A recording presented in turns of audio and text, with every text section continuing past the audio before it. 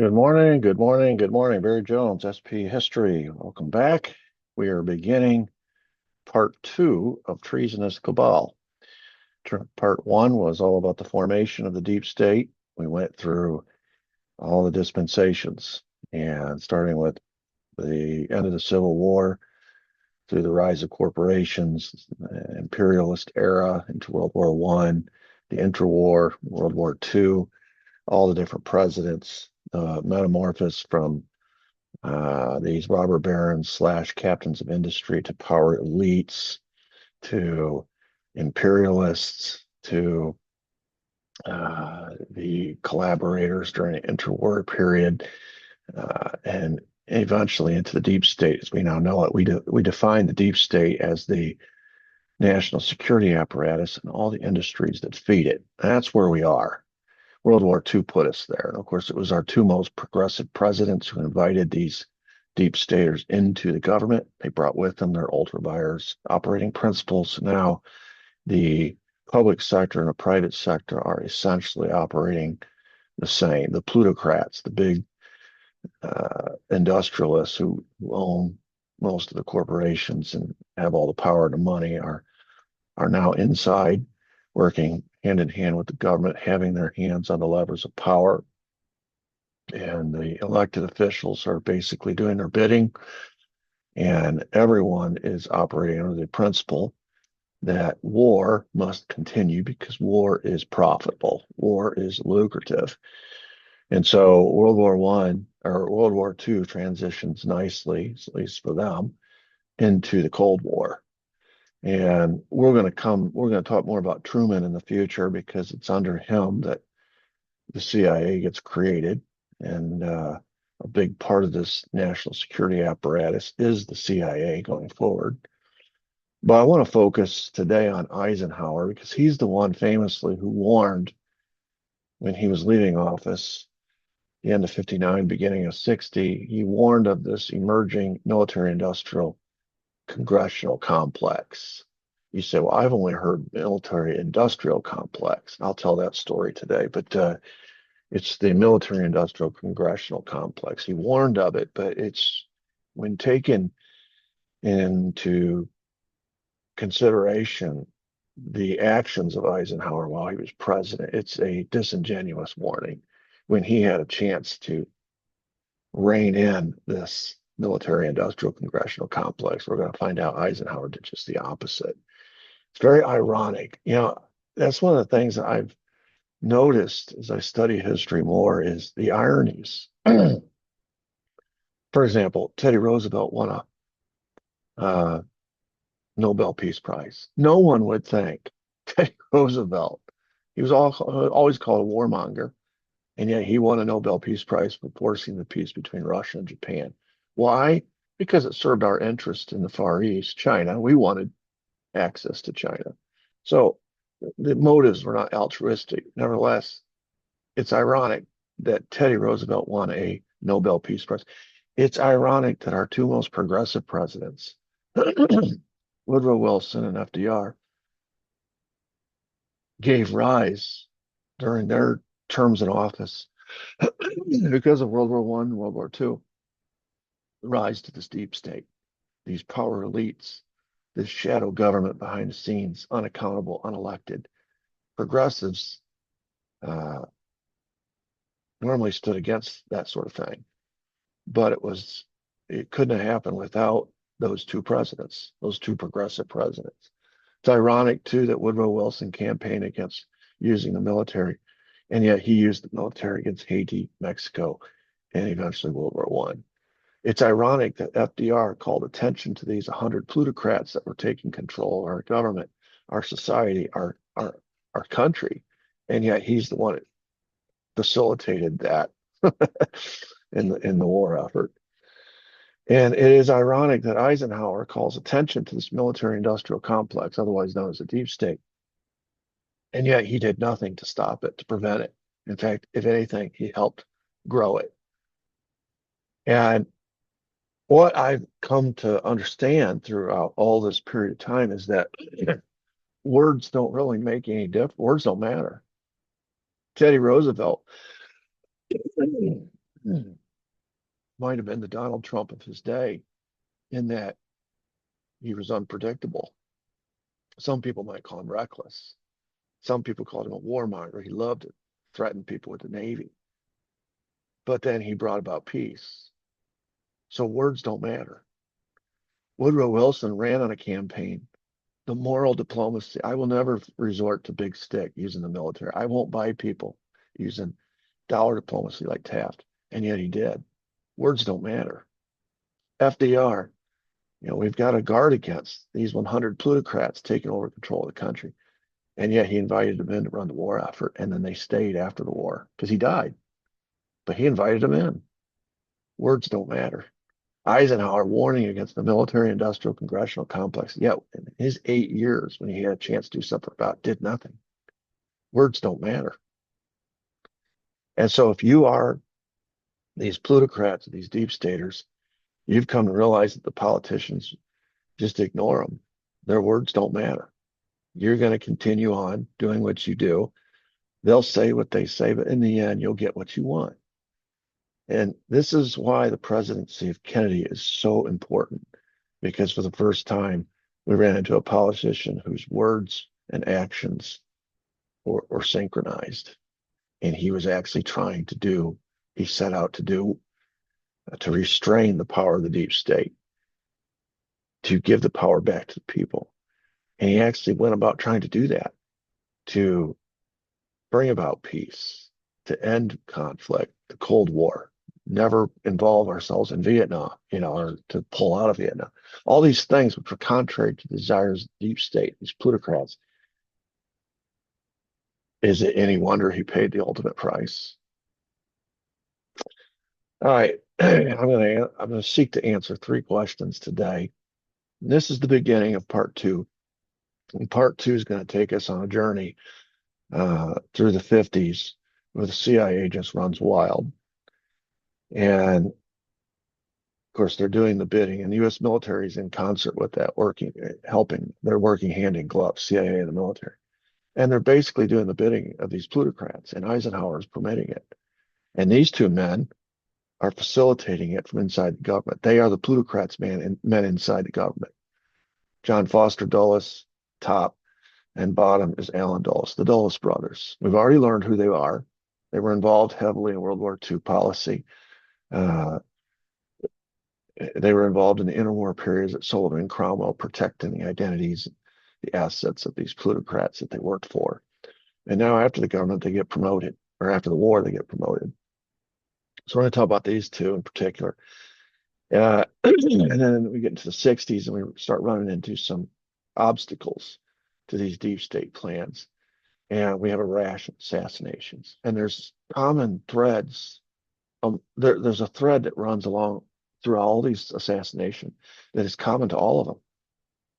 And when you look at it from a macro point of view, and don't get lost in the weeds of Lee Harvey Oswald, this patsy, that patsy, who fired from what, when you get caught, when you just look at motive and then who reaped the reward as a result of those particular events, it becomes glaringly clear how this happened and who was behind it.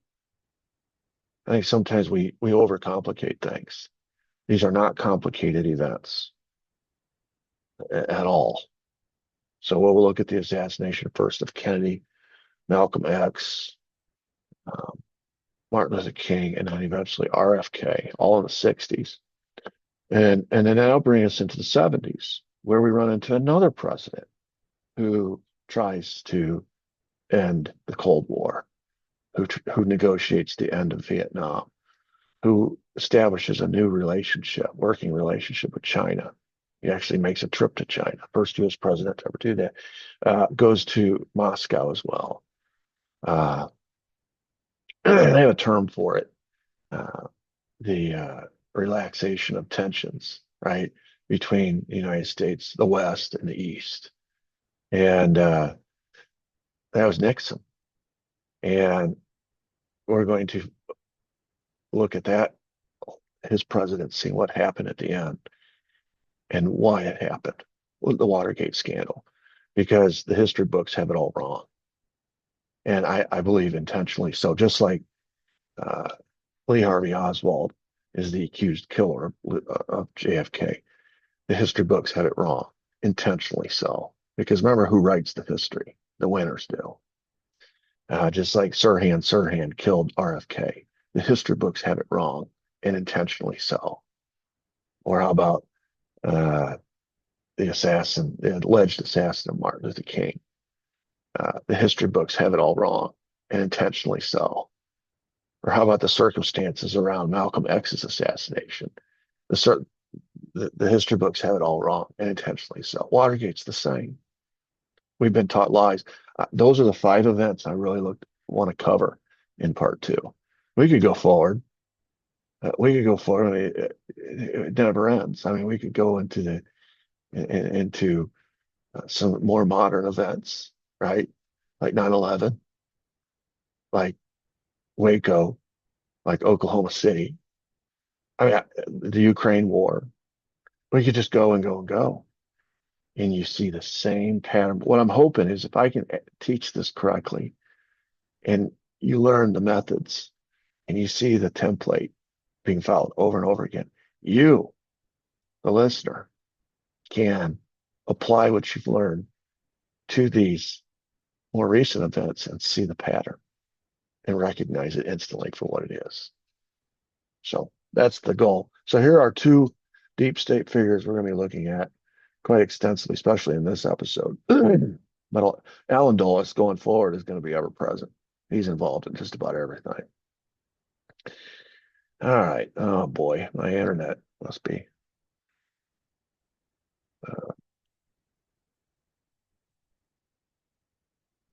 All right. Well, okay, here we go. It's just slow. Sorry about that. Second question I'm going to look to answer is what new look foreign policies came out of this uh, era where the deep state uh, was invited in to help run the government by Roosevelt and then given all kinds of power. Their people were put in positions of power by Eisenhower in the 50s.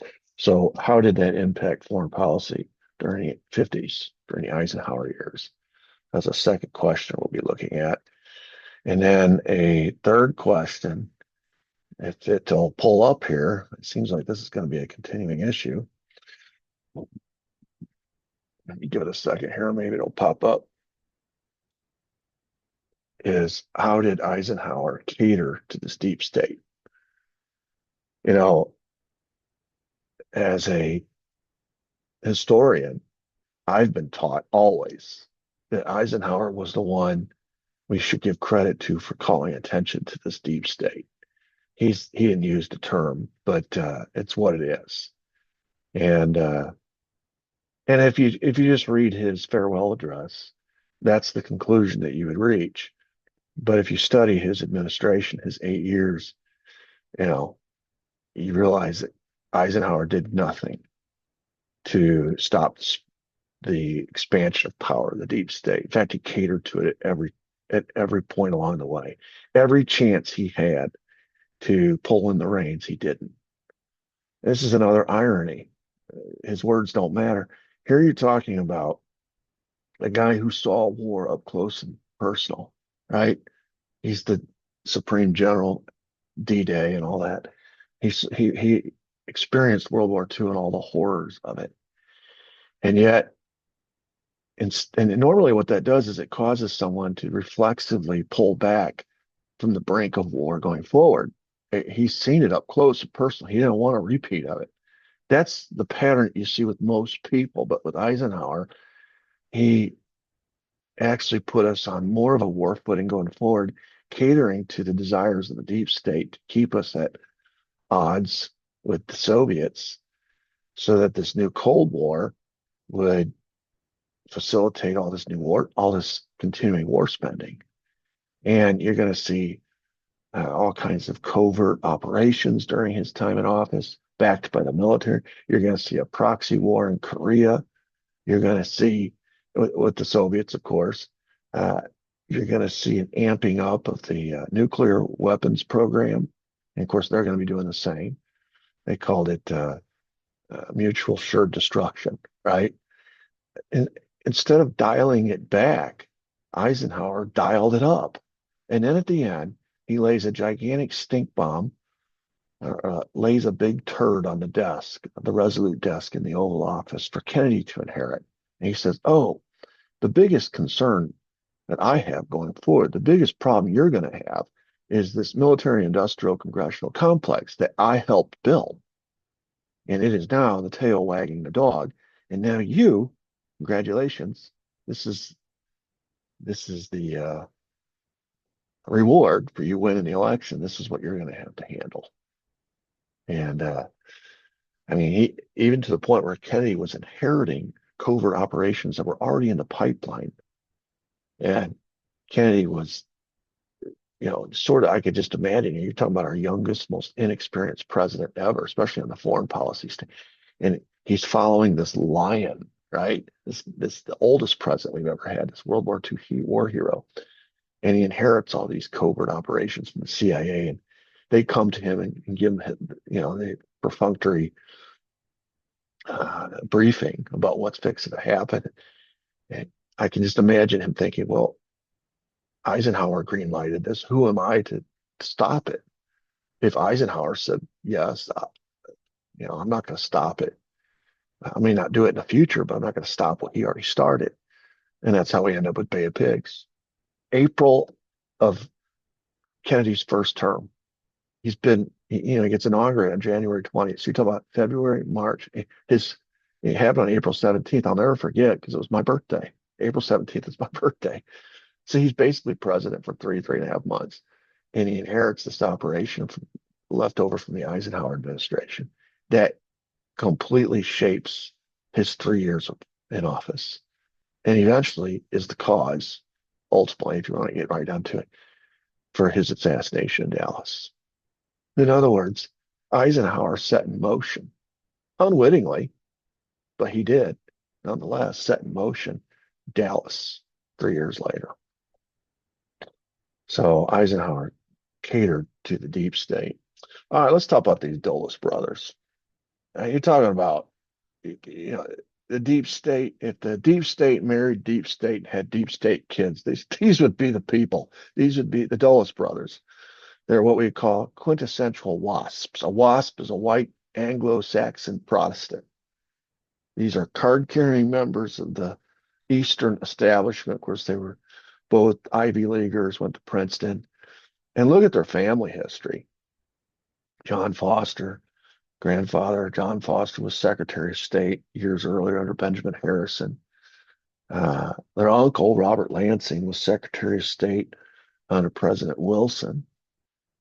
And then during the lead up to World War II, during the interwar years, they were the guardians of this deep state, these plutocrats and all their business contacts in this emerging Reich in Germany, all these fascist industries that were being funded, sponsored, invested in by these American businessmen, these American companies.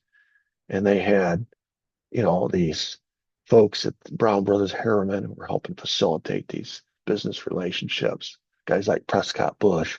And then they had these lawyers, Sullivan and Cromwell, who helped keep all that secret from the American people when the war broke out, and then helped in his dual role as Swiss director of U.S. intelligence, helped protect all their assets when the war was ending. And that's Alan Dulles and his brother John Foster Dulles. So these guys are tied in to the deep state big time. They're born into it. They really didn't have much of a choice, right?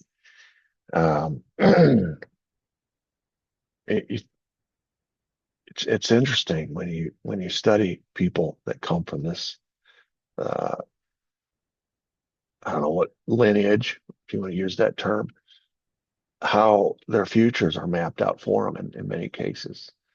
How even the wives that they marry, in a lot of cases, they're not literally arranged, but they're pretty close to arranged because the family members make sure that their family is only interacting with other families of the same ilk, so that it reduces greatly the chances of their son marrying somebody from outside the circle.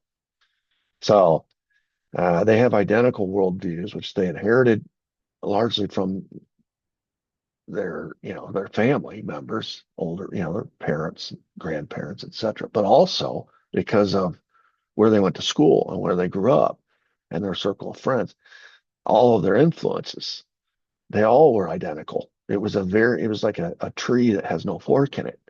You know, it's very inbred. Everyone has the same worldview. And to sum it up into 3 bullet points, Alan and John Foster Dulles believe that communist allies were tightly aligned into this bloc. They called it the communist bloc.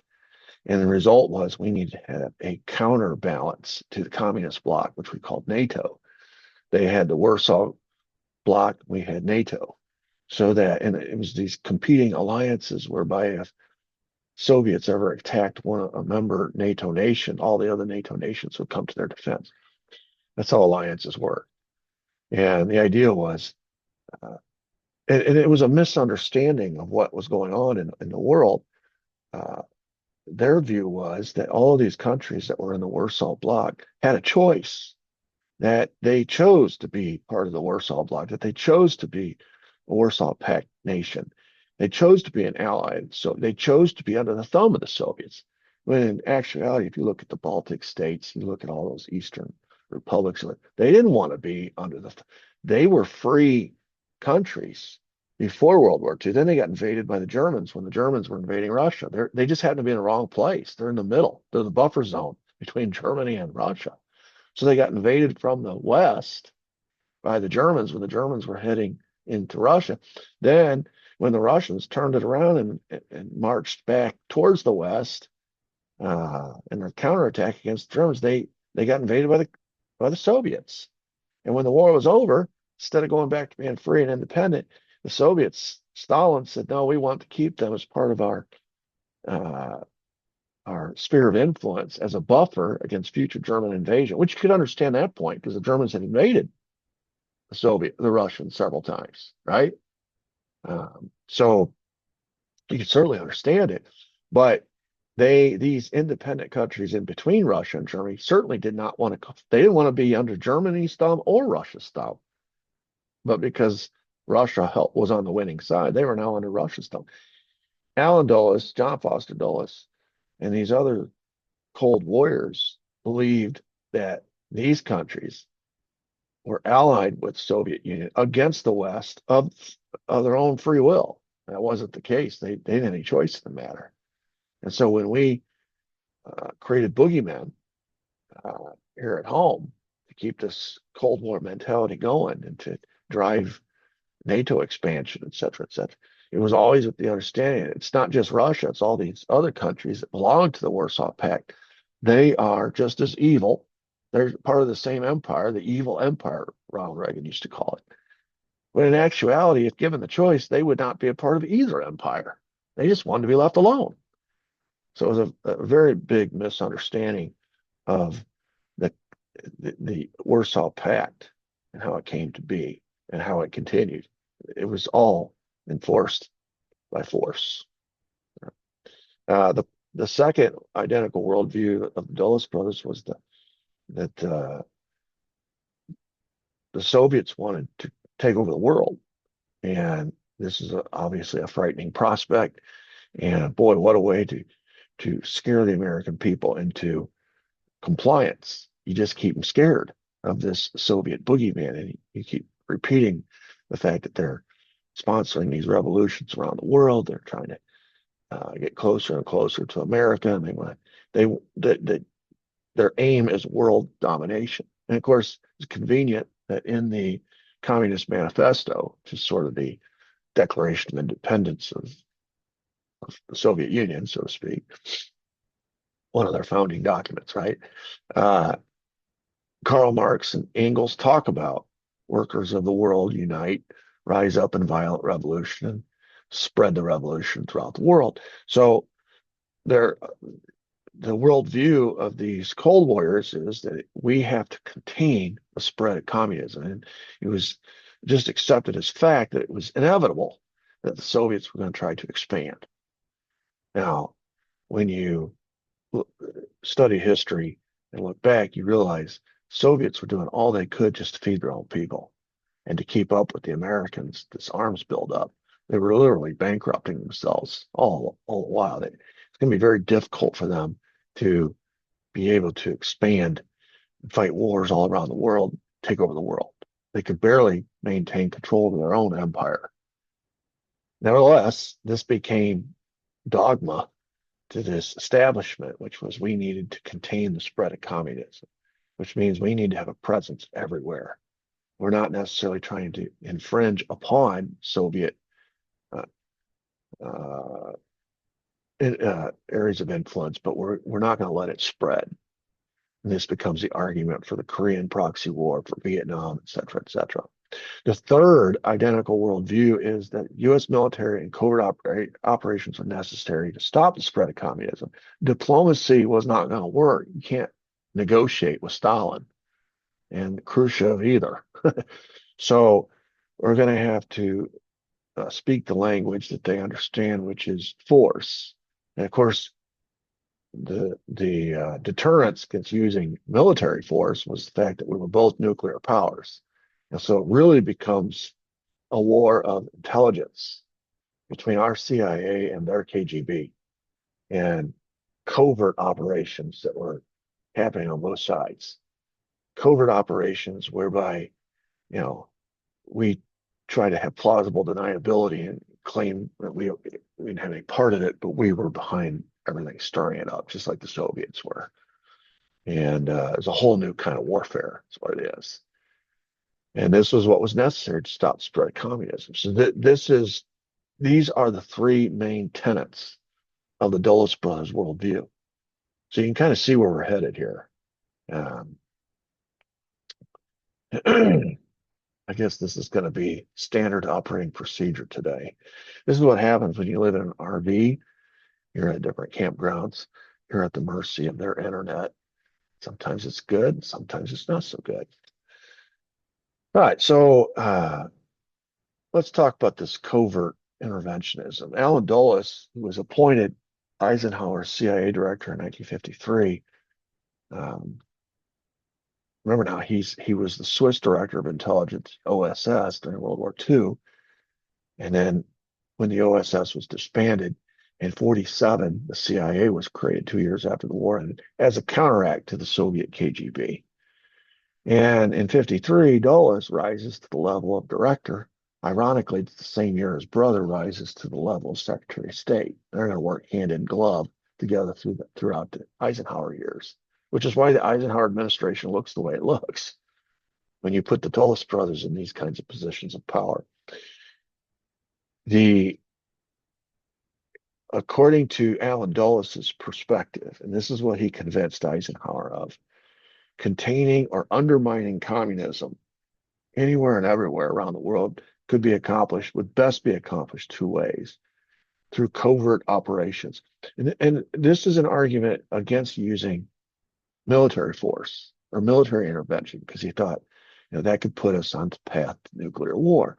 So Eisenhower was certainly open to this idea, covert operations. This was all run out of the CIA's Directorate of Plans, which is why I have that picture there. The Directorate of Plans is the part of the CIA. There's different parts to the CIA. Not everyone's involved in covert operations. Oftentimes when we say the CIA, everybody thinks everyone in the CIA is part of covert ops. They're not. Black ops are handled specifically by the Directorate of Plans and that sort of subcategory within the CIA. And so this was Allen Dulles' argument: covert operations, where we undermine what the communists are trying to do in these different places around the world with our CIA. And that way we have plausible deniability. None of the people there are fighting under a U.S. flag. They're not wearing uniforms. The U.S. government will disavow if they get caught, whatever. they're doing it to us. Why not us respond in kind to them? And the 50s are like the intelligence playground.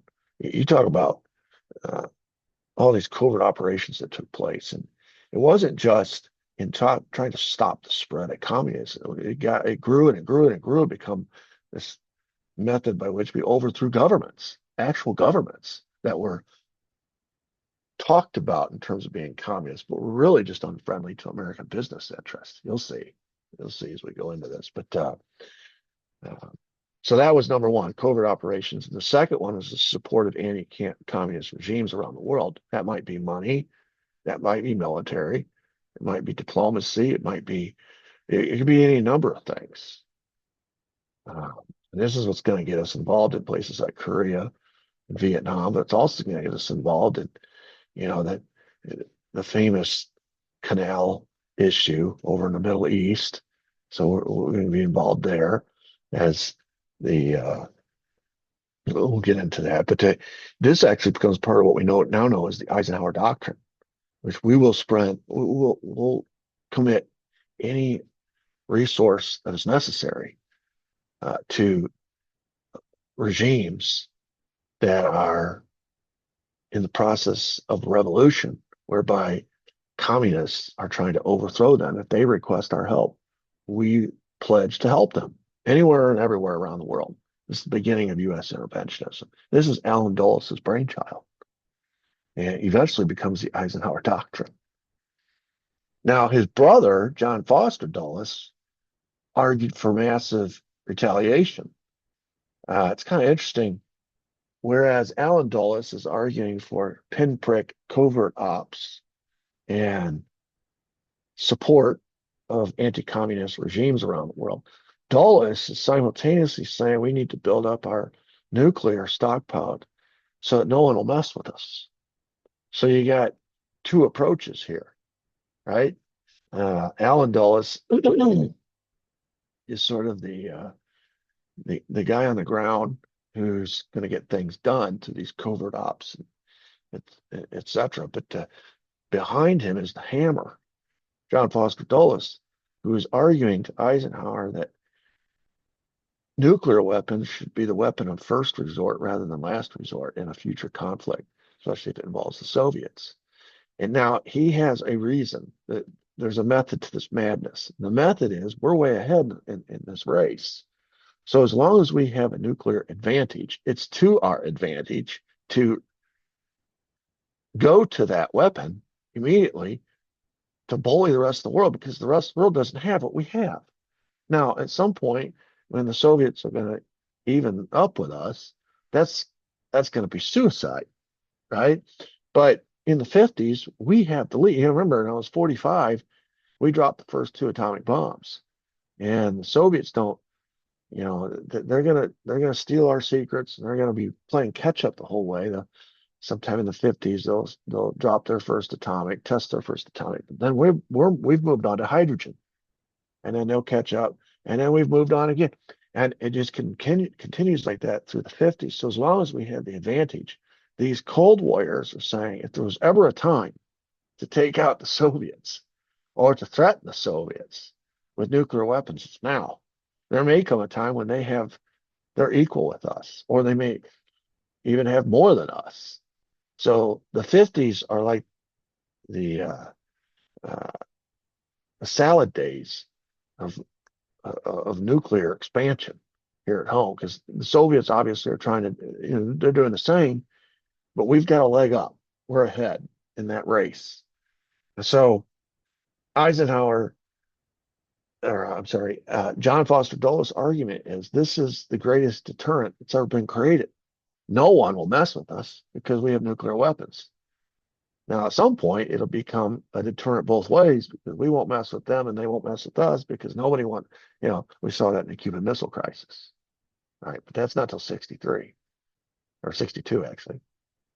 So in the 50s, when we have the advantage, you have Allen Dulles arguing for and convincing Eisenhower of the wisdom of covert operations, black operations, and support of anti-communist regimes around the world. This later becomes the Eisenhower Doctrine, in conjunction with a nuclear buildup that is, now you say, well, in addition to the fact that it's uh, we have an advantage, and according to John Foster Dulles, the next war is going to be nuclear anyway. So it just makes sense, right? Uh, why build all these weapons? It's kind of like now we're seeing a real transition in modern warfare now, whereas drones now are becoming the preferred method of warfare. You just have people behind in some bunker operating these drones, and they're dropping the bombs, and they're the one. They don't have you don't have to put a pilot in these drones. Drones are becoming the front lines of warfare now. You don't need battleships as much anymore. You don't need uh, as many planes or bombers or this or that. I mean, you still do, but warfare is changing. It's always changing. And Foster Dulles is our next war is going to be nuclear anyway. So let's build nuclear weapons instead of all these traditional weapons that are becoming outdated, and they're more expensive anyway. That was a big part of it too, is cost. Um, Nuclear weapons, warheads, are cheaper than conventional weapons, and so you can simultaneously establish deterrence to all your enemies around the world by building up this nuclear stockpile and doing it cheaper than you would if you're building aircraft carriers or whatever. It's cheaper. You gain this political and strategic advantage because you have the ultimate hammer.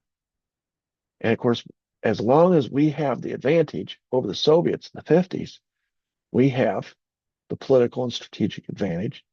And we're accomplishing this cheaper than we would be otherwise if we had to do it with conventional weapons. So this Eisenhower doctrine, which is really just an amalgamation of two people, two brothers, Allen Dulles and John Foster, is what we today we call peace through strength, keeping the world at peace by threatening to go to war. Another irony. No one wants to mess with us. We have, you see here, what John Foster says, quote, the ability to get to the verge without getting into the war is the necessary art. If you are scared to go to the brink, you are lost. They call this brinksmanship.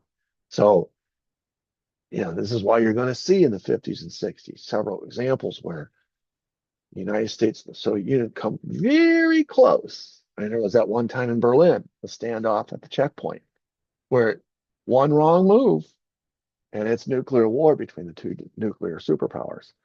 Fast forward to 62, Cuban Missile Crisis. One wrong move, it's nuclear. This is brinksmanship. And John Foster Dulles said, this is how you achieve peace. It's a hell of a thing, because it's a hell of a risk is what it is. And this is what John Kennedy said. He's like, my God, this is what John Kennedy and Nikita Khrushchev realized after the Cuban Missile Crisis. We can't do this again. It's not just me versus you or Russia versus the Soviet Union versus the United States. I got all these hardliners in my government that want us to go to war. I got to keep them under control. You got all these hardliners. We're trying to keep these hardliners going. They want this war. Crazy people. You think about all the different altercations on the sea or in the air. If one pilot, if one general, if one naval captain makes the wrong move, where we end up. This is what John Foster Dulles said was good. This is how we keep the peace. Always being on the brink. And of course, because he argues for the buildup of nuclear weapons, the brink means nuclear war. And then his brothers stir in the pot constantly with all these covert operations. And our help of all these anti-communist regimes around the world. So it is a very aggressive posture, is my point. During the Eisenhower years, people like to think of containment like we're sort of playing defense. And my argument is containment was anything but defensive. It was offensive. We were stirring the pot in Iran. We were stirring the pot in Guatemala. We were stirring the pot in Berlin. We were stirring the pot in all kinds of places in Latin America, Cuba, places. We were stirring the pot. And because we were trying to stay on the brink of war without going to war. There was an art to it, according to John Foster Dulles. It's exhausting. I can't. I wasn't born until 71. I can't imagine being alive during that period of the 50s and the early 60s when we were always on the brink. When I was born, we're kind of coming out of it a little bit. We're entering that Nixonian détente period where people have seen what living on the brink is like and they're trying to dial down the tensions a little bit.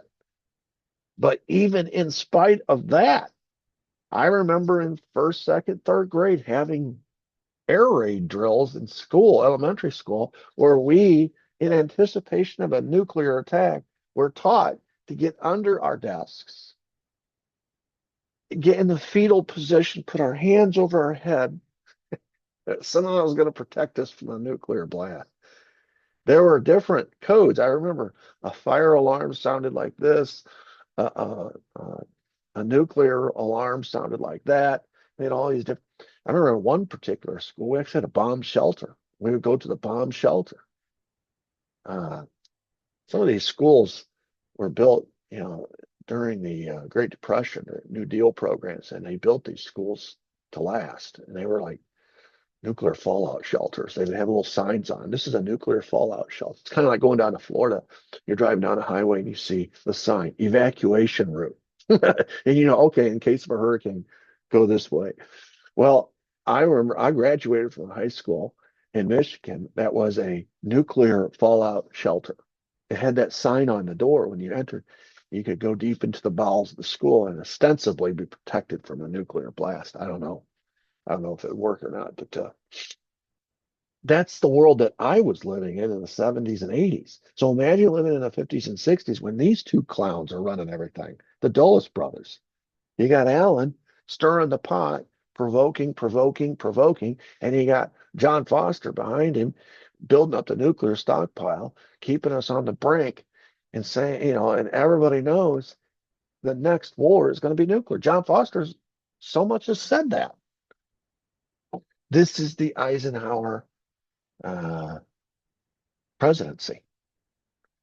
And it becomes known as the Eisenhower Doctrine, this new look foreign policy. Quote, the new rule, this is according to Jakarta Method by Vincent Blevins. It's a good book about this. The new rule was that neutral governments were potential enemies, and Washington could decide if and when an independent third world nation was insufficiently anti-communist. So the point of this book is about all the times the United States, through these covert operations, meddled in the affairs of these third world nations because, in our view, though they weren't communists, they were insufficiently anti-communist. And all we had to do was say that there was a communist revolution, or tell the American people that we're trying to prevent the rise of communism in this country, and everybody went along with it. And all kinds of hanky. This is why the CIA ran wild in the 50s. Anti-communism became the pretext for military action all around the world, all in the service of American big business. I cannot stress that enough. Now, we didn't say that. We didn't tell the American people or the world that, but it was. And we'll go through and document how companies who wanted to do business, it's just like what we've already done in Hawaii and Cuba and other places. You remember, Hawaii, now we didn't use the term communism, but it was all about getting access to the sugar cane. Same thing in Cuba. And we blamed the Spanish and said the Spanish were mistreating the Cubans so that we could have access to Cuba. Now we have this convenient new alibi, this pretext that works every time. There's been a Red Scare, and the Americans are terrified of the communists. They're terrified of Joseph Stalin. They're terrified. And so all we have to do, the government, all they have to do is propagandize the American people. They have all the newspapers. Remember, they so much have said so. So all they got to do is propagandize the American people and say, Guatemala is ripe for a communist revolution, we need to go in there and prevent it and install our own friendly government so that United Fruit can go in there and do business. I'm getting ahead of myself, but that's what becomes the new pretext: anti-communist. And countries could be anti-communist, not communist at all. They were democratically elected leaders. They might be dictators, but they're democratically elected by their people. And if they didn't do business with us and our companies, we'd smear them with the communist label and go in with these Alan Dulles inspired black ops, these covert ops, overthrow them and replace them with our puppet people, our puppet regime. And now, and it worked, and it was so successful, and it was so beneficial to us, it became standard operating procedure in the 50s. This is what Eisenhower's doing, or allowing his people to do. And so it's a combination. The Eisenhower doctrine is a combination of all these things that we've discussed: nuclear deterrence, to this John Foster Dulles inspired brinksmanship, this buildup of nuclear weapons, CIA actions everywhere, covert. We're spying on the Soviets with this new plane, the U-2. It's driving them crazy. They can't shoot it down. We're interfering in the governments in Iran and Guatemala and Cuba, causing these overthrows, all at the behest of American big business. And then the third prong was economic and military aid. I talked about that Suez crisis, the big Suez Canal crisis. We gave aid to Egypt, Lebanon, etc., because we interpreted it for the world that this was a communist plot to take over the oil supply of the Middle East. So it's three-pronged: build your nuclear weapons, CIA do all your covert actions, economic and military aid to any country that requests it. Some of them without even their request. He just imposed it upon them. That's the Eisenhower doctrine. In other words, we go from, think about how far we've come. When George Washington was saying, stay out of foreign entanglements, and that's how we operate for the first 100 years, no foreign wars. Now you fast forward to Eisenhower. We're everywhere. We're like Santa Claus. You know, that old Santa Claus song. He's everywhere. We're everywhere. And it's all under the pretext of stopping the spread of communism. So then we get to 61 when Eisenhower's leaving office 3 days before JFK takes the oath. And in his farewell speech, which has sort of become a tradition, George Washington started out with his farewell speech. Eisenhower says, quote, "We must guard against the acquisition of unwarranted influence, whether sought or unsought, by the military-industrial complex." This is one of the most famous lines in a speech, a presidential speech in history. So I wanted to contextualize it a little bit and give you a little bit more of that, because if you just take that by itself, it seems like Eisenhower is saying something that needs to be said. Not that he had chances to stop it himself, but that he's just seeing what's coming and he's trying to be prophetic. Anyway, let me read this. Quote, "Until the latest of our world conflicts, the United States had no armaments industry." That's true. We went through that, how our army, our military was like a volunteer fire department. Every time there was a war, we'd have to mobilize and draft and prepare for war, etc. And then after the war, it all unwinded all. After World War I, we didn't do that. And after World War II, we especially didn't do that. After World War I, we kind of unwound it a little bit. But after World War II, remember, they learned during World War I how much money could be made and realized the next war, we need to keep it going. And so World War II just transitioned seamlessly right into the Cold War. Anyway, we had no armaments industry. American makers of plowshares for farmers could, with time and as required, make swords as well. Retrofit, right? But now we can no longer risk emergency improvisation of national defense. We have been compelled to create a permanent armaments industry of vast proportions. Added to this, 3.5 million men and women are directly engaged in the defense establishment, which which means we don't uh, demobilize completely after the war. We're continuing to make all these weapons. We're continuing to keep this military personnel on hand. We annually spend on military security more than the net income of all the United States corporations. This conjunction of an immense military establishment and a large arms industry is new in the American experience. He's correct. It really started during World War II and after. The total influence, economic, political, even spiritual, is felt in every city, every state house, every office of the federal government. We recognize the imperative need for this development. We obviously have to stay prepared for the next war. These wars happen quicker because of technology now. We Time is of the essence. So clearly he's right about that. Yet we must not fail to comprehend its grave implications. Our toil, resources, and livelihood are all involved. So is the very structure of our society and the councils of government. We must guard against the acquisition of unwarranted influence by the sought or unsought by this military industrial complex. The potential for the disastrous rise of misplaced power exists and will persist. This is what he's saying. This military industrial, of course, I'm going to tell a story of how it became military industrial. It was originally military industrial congressional complex. He changed it. Anyway, he says the potential for this rise of uh, power and influence, money, you put them all together, it could cause the disastrous rise of misplaced power, whereby they, rather than the elected representatives, powered by the people, popular sovereignty, they are now in charge. This unelected, unaccountable bureaucracy, this plutocracy, these folks that make all these weapons and make all this money, and are going to have a vested interest in continuing it or increasing it.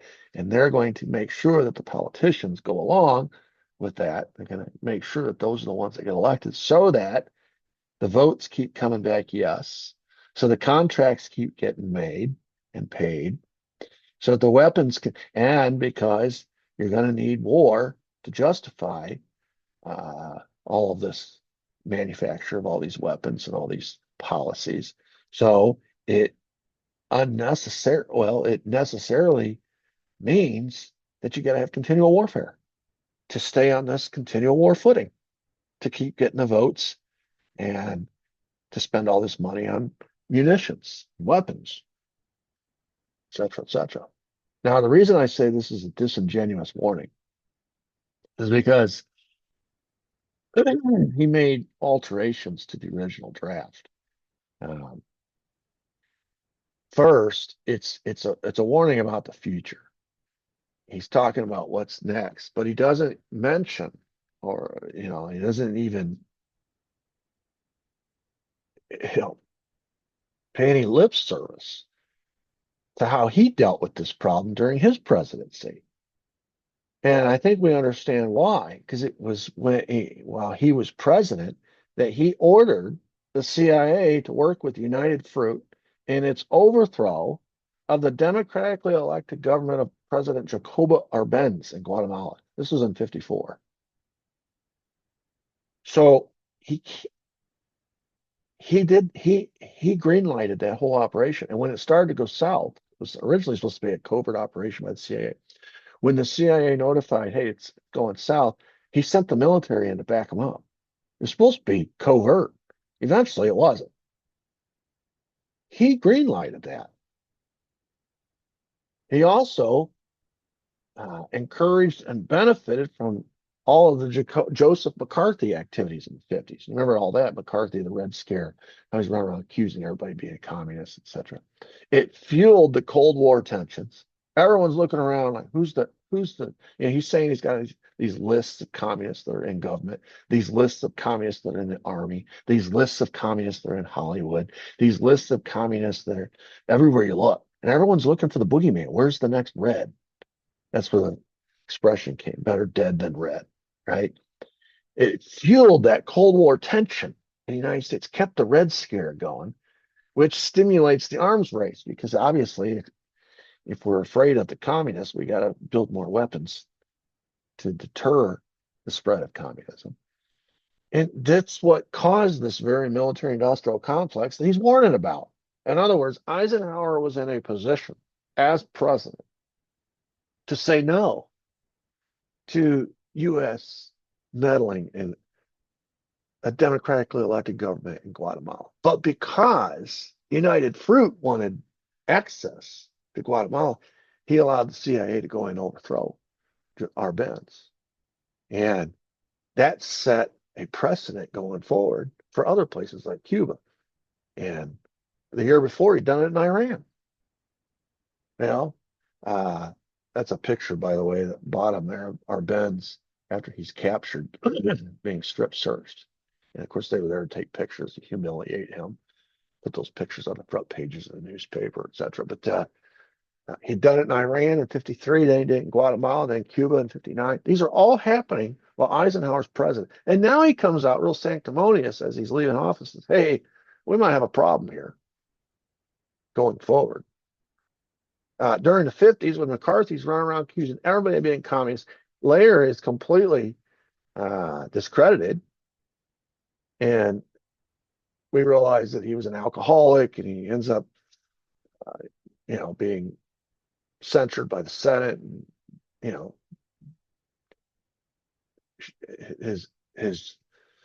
the end of McCarthy was extremely shameful.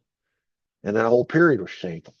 But Eisenhower, he was a Republican, and Eisenhower's a Republican, his policies benefited by everything McCarthy was engaged in.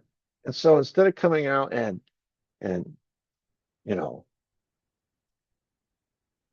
saying, this is wrong what he's doing, he benefited from it. He kept quiet. And that Red Scare, which got stoked by guys like McCarthy, gave rise to more military spending for more nuclear weapons. It fueled the Cold War tensions between us and the Soviets. It created this paranoia in America where everybody thought there was a communist behind every corner. And it created or resulted in this military industrial complex, which he's now warning about. The second change that he made, or the omission that he makes in this, not only does he not mention his role in creating this problem, he takes out one of the key words in this to protect his friends. He does not mention the role of politicians in this problem, which is notable because you take the politicians out of this and the money doesn't get voted. The appropriations bills require Congress to vote and the president to sign for any of this money to get spent. The military spending wouldn't exist without the politicians.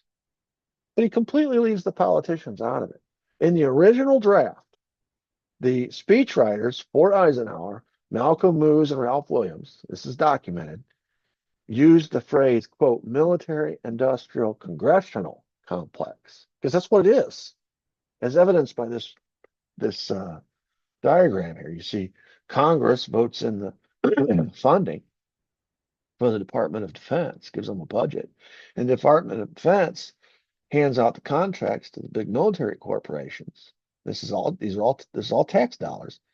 And then the large military corporations give a portion of these contracts back to their favorite congressmen who are voting yes all the time in the form of campaign contributions. And the cycle just repeats and repeats and repeats. You can't take Congress out of this military industrial complex and it make any sense. And yet that's exactly what he did. If he leaves the word congressional in this speech, it would have highlighted the corruption that was taking place in Washington, which is still taking place to this day, by the way, illustrating the role that not only his friends in Congress were playing, but also because he signs these things, right? The president has to sign these appropriations bills. So he just removes it altogether to help himself and to help his buddies. And he puts the whole onus the whole blame on the military and the industry, this military industrial complex, which the military, apart from Congress, they don't exist. They have budgets that come from tax dollars. They, it's just an unbelievable omission. So I don't give Eisenhower the credit a lot of people do. A lot of people point to Eisenhower and say he's the first to diagnose the problem. No, he's not. FDR diagnosed it when he said these 100 plutocrats have been running the country.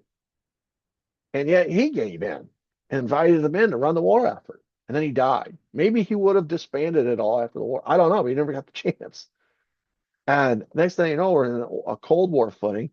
And Truman signs the CIA into existence in 47. Then Eisenhower gives this deep state everything it wants. Why? Because he appoints two brothers, Allen Dulles and John Foster Dulles, who are those guys. They come from that world. Why are we surprised when they argue for what's going to benefit the people from that world? Because they are from that world. And it creates this military industrial congressional complex, this beast that has to be fed continually. And I don't give Eisenhower credit for recognizing it because he did nothing about it, number one. And number two, he tried to immunize himself and his congressional buddies from any and all accountability or responsibility and put the blame on somebody, on the patsy, basically. The elected officials are the policymakers.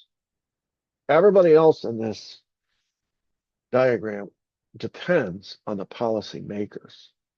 They carry out whatever Congress established and the president establishes policy. They just carry it out. Department of Defense gets the budget and then hand out the contracts, and then the military corporations manufacture what they've been contracted to manufacture.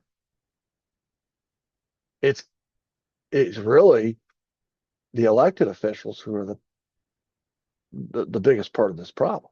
And he just immunized himself and all the elected officials by taking that word out. So I don't give him the credit.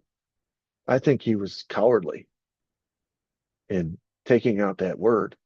And when he had 8 years to do something about it, did nothing. I don't give Eisenhower any credit.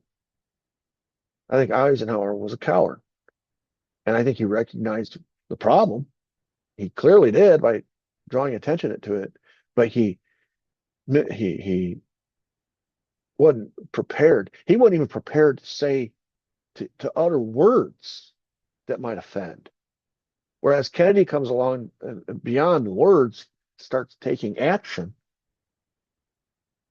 which is why I think Kennedy's one of the bravest, most courageous presidents we ever had. This is what being dumped in his lap. And Eisenhower in 8 years did nothing to stop it and wouldn't even utter the right words to stop it. Just danced around the edges of it. I don't give Eisenhower credit at all. He got whipsawed around by the Dulles brothers for 8 years. And then as he's leaving office, he tap danced around the problem, immunized himself, immunized his buddies in Congress, all the political folks, and just hands this turd blossom over to Kennedy, says, here, you deal with it. It's an unbelievable act of cowardice on the part of Eisenhower. That's my view.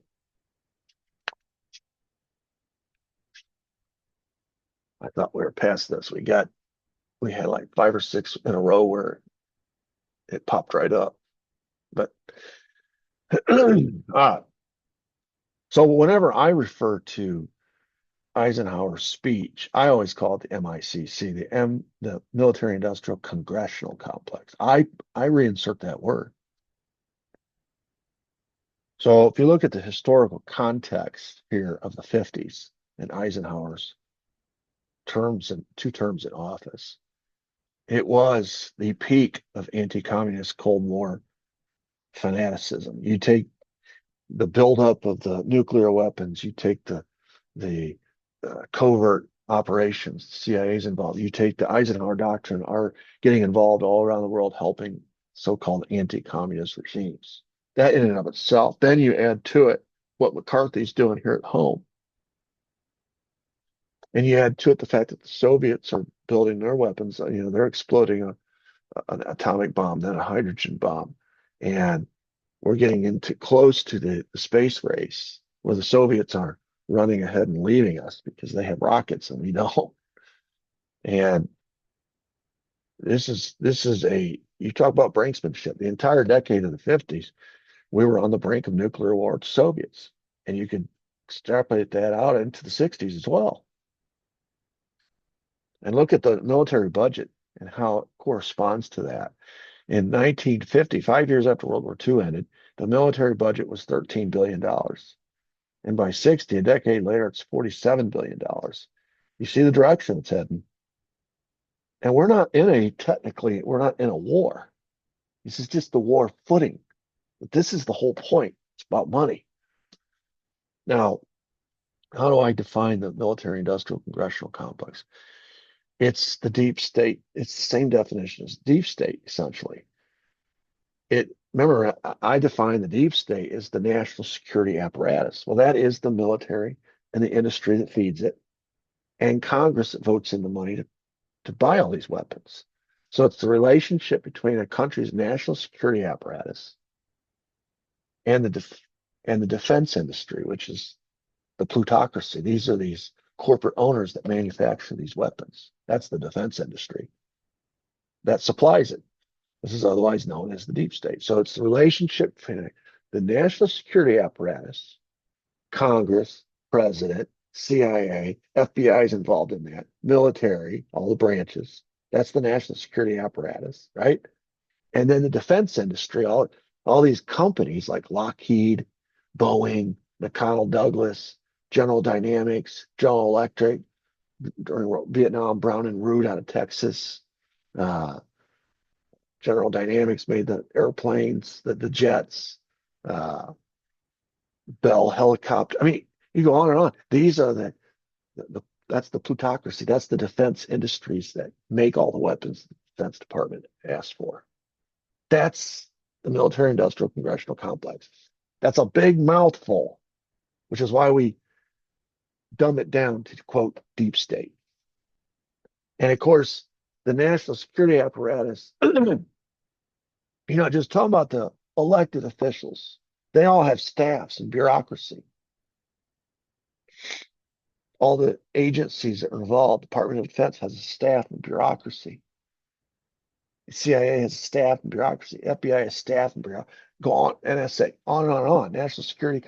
Those are all unelected people that form the staff and the bureaucracy around the elected people. And that's where you see the growth of the deep state. It starts off with the elected officials, along with the military and the CIA and the FBI, and then it grows to include the staff and the bureaucracy, which just always grows. And then you fold into that defense industry. That's the deep state in this Cold War period. Now, I told you it continues to evolve, right? I would define the deep state differently today. I would say it would be the bureaucracy, the federal bureaucracy. And you can include states in that, the federal and state bureaucracy, which is all the government and everything that's involved in the government, elected and unelected, and then all the industries that feed it or feed them.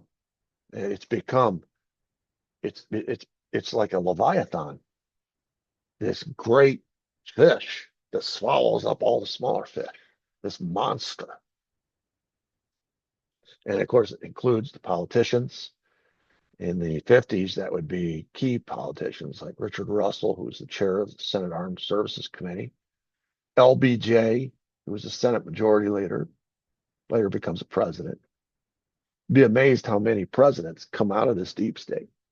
Guys that are already leveraged, over leveraged, and can continue to be leveraged as president. In fact, it's amazing. What's amazing is not how many of them come out of that deep states. It's the fact that all of them don't. There's a couple from Kennedy on that didn't. Jimmy Carter didn't come from that deep state. Donald Trump didn't come from that deep state. And a lot of bad things happened to both of those guys. But the deep state ones, by and large, things go pretty well for them, unless they cross the deep state at some point, like Nixon did, like Kennedy did. The military-industrial congressional complex, or the deep state, and this is during this Cold War era, 50s, 60s, 70s. Also, in addition to the politicians, also includes the military, because they provide support. The CIA didn't have its own army in those days, or Air Force in those days. Now they did.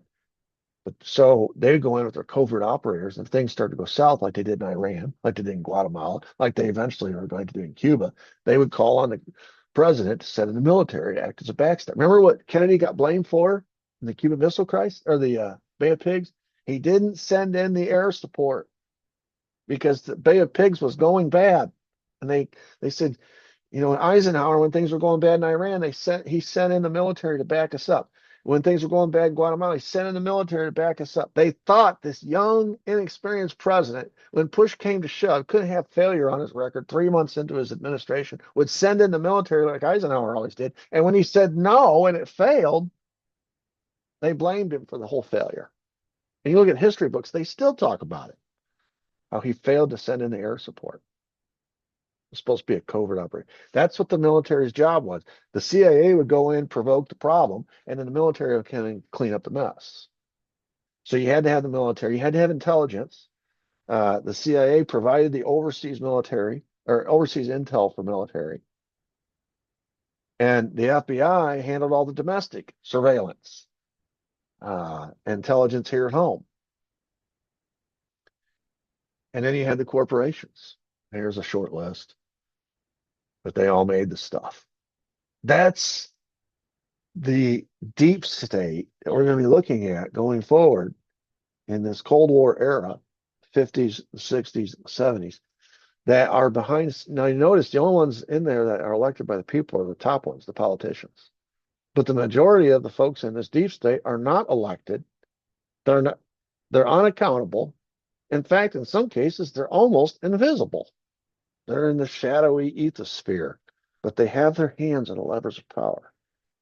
And these politicians, once they get the vote from the people, really who they're beholden to are these military contractors, these deep state folks that have the money.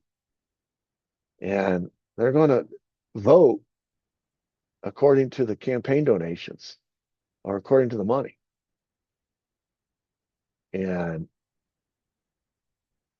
periodically, you'll get a politician come along who'll try to stand up to the leviathan, to the beast. And they have their ways of handling those obstacles. Some it might be assassination. Some it might be they discredit them, they smear them, they discredit. Some they might impeach or get embroiled in a scandal. It's like Chuck Schumer said recently, I think it was in 2016, actually, he was on television, and Trump was having problems with the intelligence agencies, with primarily the CIA and the FBI. And he says, I don't know why he's picking a fight with these guys. They have a million ways to Sunday to get back at you. And he kind of let slip.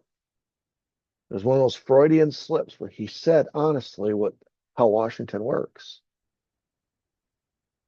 A lot of people didn't catch on to it, but if you listen and you heard him, it was on a Sunday morning talk show, he said it. It was like there for a second, we had a moment of clarity of exactly how Washington works. It all started, and of course, Eisenhower calls attention to it, but he did nothing about it. In fact, he helped grow it. And then when he had a chance to identify the problem and who were the sources of these problems, he immunized himself and his politician friends and laid it all out for Kennedy to have to deal with. And Kennedy had two choices. He could do what every other president has done since, except for a couple, which is to play along. And goes along, that old expression, go along to get along. If he goes along, I guarantee he doesn't get assassinated in Dallas. I guarantee he wins a second term. Or he could try to do something about it. This is another irony because Kennedy comes from a family where you would not expect him, of all people, to have the gonads to stand up to these plutocrats. His dad himself was one of the plutocrats. To these deep staters, to this he fought in World War II. He was a war hero himself. Young, inexperienced guy to stand up to this entrenched power. I have so much admiration for him. I just want to share that from the outset, just for his courage. And you saw it in his brother, RFK, later. And so they had to deal with him too.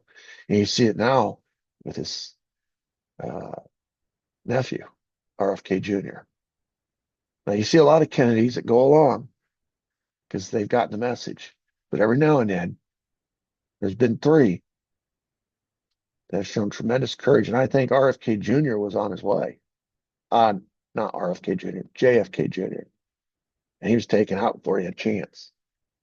But I think he had a little of his daddy in him. Anyway, so we did have some warnings of this that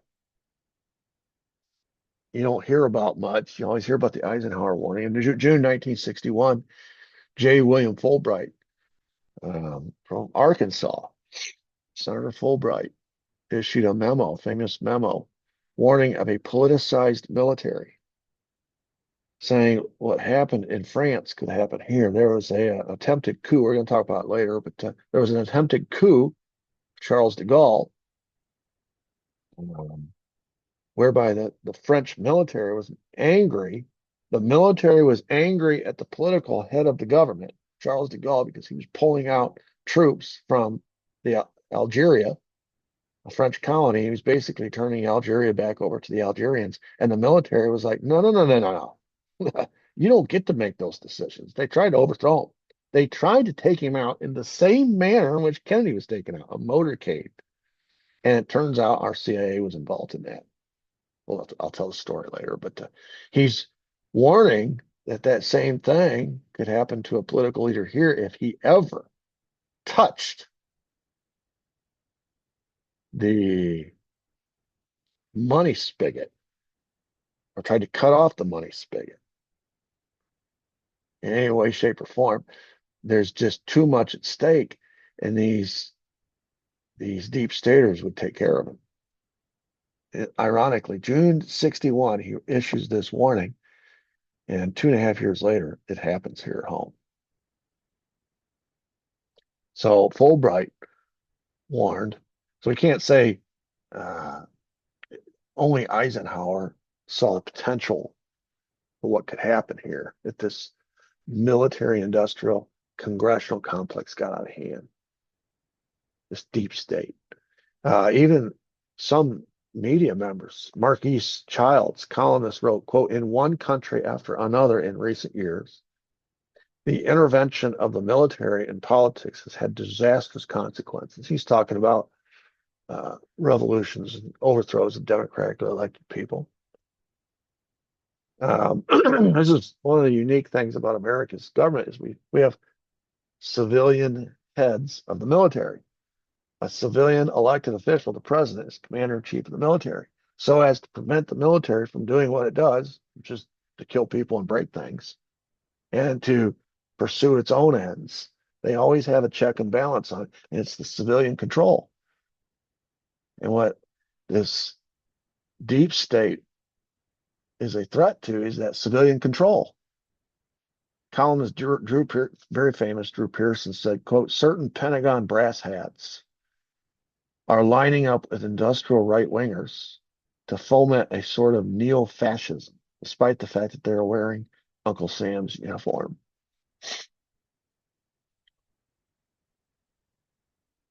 When you have the Pentagon, which represents the military, in bed with big industry because they're mutually dependent, right? The military needs the hardware that the industry produces, and the industry needs the military to have something to produce, right? And when these two marry themselves together, and then they have Congress, these elected officials who vote in all the money to create this dynamo, it creates a form of neo-fascism.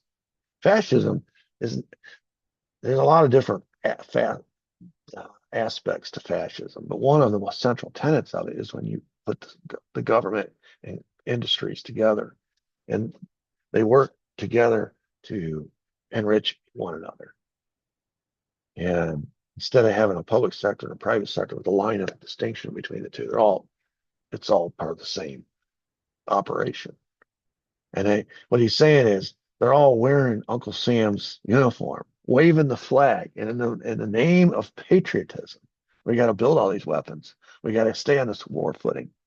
We got to order all these weapon systems from these big industries. We got to vote yes on all these appropriations bills in the name of national security. Really, it's because we're all making so much money, we can't afford to stop it.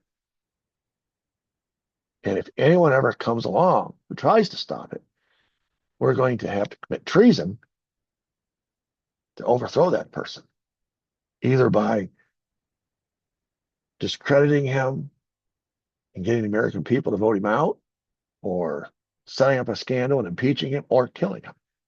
Whatever it takes. That's where we're headed. And so we've now had, even though Eisenhower's warning is disingenuous, it still is a warning. But we now have Marquis Child's words on record. We have Drew Pearson's words on record. We have Senator Fulbright's words on record, warning of where we're heading. And that is after FDR warned us. And but then Eisenhower comes into power and appoints the Dulles brothers to these very important positions. And it creates, to answer these three questions, who were the deep staters that had Eisenhower's ears? It was guys like Allen Dulles and John Foster Dulles. And how did that change policy? Well, it took us to a permanent war footing, created the Eisenhower Doctrine. We started this massive buildup of nuclear weapons. We start this new CIA program of covert operations all around the world. We're supporting far-flung countries around the world who ask for our support against, anti-communist regimes around the world. That's how it changed our policies. And it created this military-industrial congressional complex, this deep state, which was very much vested in the continual rise of military budgets. We saw in 50 it was 13 billion, and by 60 it was 47 billion. Look at what it is today. Okay, that's the beginning. That's episode 1, part of part 2, and next we'll be getting into some of the I want to look at the intelligence, the backstory of American intelligence, and what it yielded in the 50s and 60s. These operations that it got out of control while Allen Dulles was in charge. For a long period of that time, Eisenhower was president. So Eisenhower, as you can see, is, in my mind, is a very big part of the problem. Didn't have the courage even to say the right words, much less put a stop to it. And he, of all people, should have known where it was headed. He had been on the battlefield, on the front. He'd seen what this could yield. And yet he gave in to this idea of brinksmanship, mutual assured destruction, massive retaliation. covert ops everywhere you look. These are the salad days of the deep state, the 1950s. And so while the Americans are bebopping down at the sock ops and the drive-ins, this is what's happening in Washington around the world. All right, that's enough for today. Thanks for listening. I think I probably went on way too long, but it's a topic near and dear to my heart. I hope you understand that. And uh, feel free to subscribe to my channel. Feel free to smash the like button or share it and or comment. Thank you. Until next time, God bless.